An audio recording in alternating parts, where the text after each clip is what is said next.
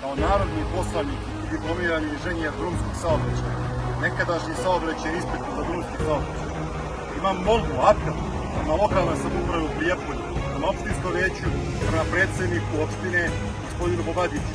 Takođe, moj apel je upućen i Goranu Vesiću, resornom ministru za saobraćaj, infrastrukturu i građevinarstvo. Da li je moguće da u 21. veku imamo ovaj nivo, stepen stanja mostova koji su neodgovarajući, ne bezbedni, a sa druge strane da očekujemo razvoj lokalnog turizma.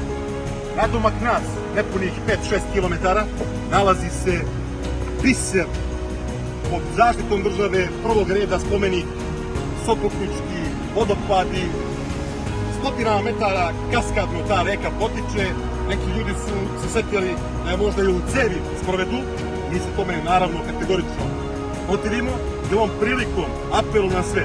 Ako nam je stalo da poštujemo naša dobra Bogom dana i ako treba da ih u jedno pristojno stanje svojom potomstvu ostavimo, onako kako su naši predsi ostavili, dajmo onda malo pažnje, brige.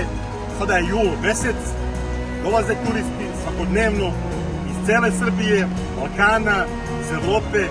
Ajmo malo da upristojimo ovu našu princezu, Sopotnicu, da bi se to desilo, verujte, potrebna je mala briga, mala pažnja, odvajanje novca koga ima dovoljno u opštinskoj kasi i u republičkom budžetu.